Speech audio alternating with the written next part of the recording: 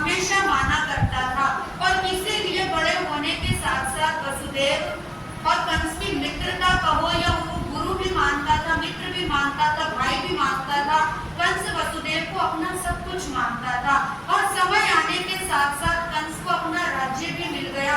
और राज्य मिलने के बाद विवाह भी हो गया। विवाह के बाद उसने अपने माता पिता को कैद कोठरी में भी डाल दिया। और समय आने के साथ साथ एक बार जीवयशा कंस की पत्नी अपनी ननद देवकी के बाल संवार रही थी। उसी समय कंस का छोटा भाई अतिमुक्त कुमार वहां से निकल रहा था। और जीवयशा को उसे देखकर उसने मुंह फेर लिया कि मेरा पति तो राजा और उसका भाई कैसे दर दर ये साधु बनकर भटक रहा है। उस समय अतिमुक्त मुनि ने जीवयशा को कहा था, सनातन जगत में तो आता है भविष्यवाणी हुई थी।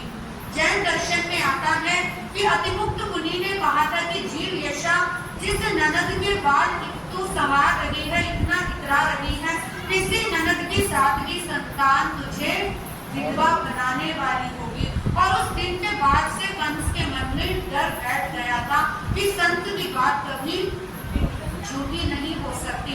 और समय आने पर जैसा कि आपने अभी सुना कि उन्होंने अपने मित्र वसुदेव से देवकी का विवाह कर दिया, शर्त भी रख ली। और शर्त के अनुसार 6 संतानों को उसने मौत के घाट उतार दिया। अब 7वीं संतान का जन्म होने वाला है। वसुदेव और देवकी उदास हैं, दुखी हैं, कैद कोठरी में बैठे हुए हैं।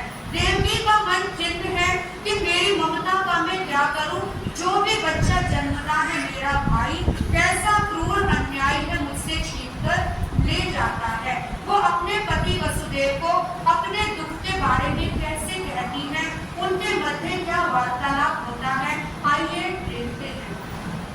हर बार माँ बनने का सपना ही बनकर रह गया। अब और सहन नहीं होता स्वामी। मैं जानता हूँ देवकी, तुम्हारे आंचों से हर बार दूध की जगह रक्त टपका है, परंतु ईश्वर के न्याय में देर है, अंधेर नहीं। ये अंधकार कब मिटेगा स्वामी?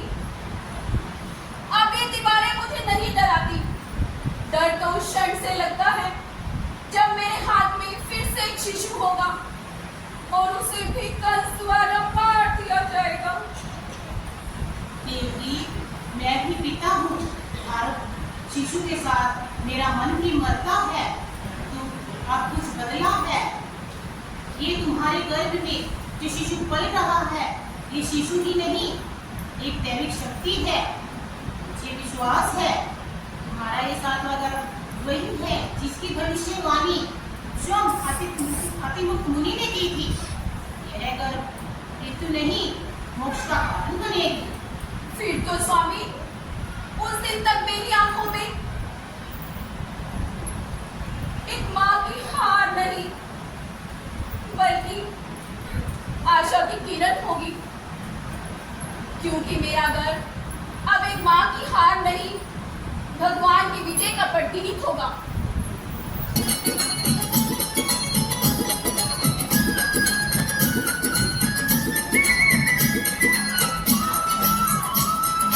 बधाई हो बधाई, जन्मे है कृष्ण कन्हई, गोकुल में देखो बाजे बधाई।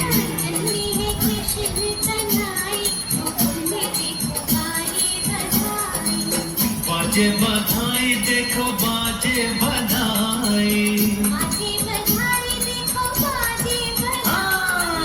जन्मे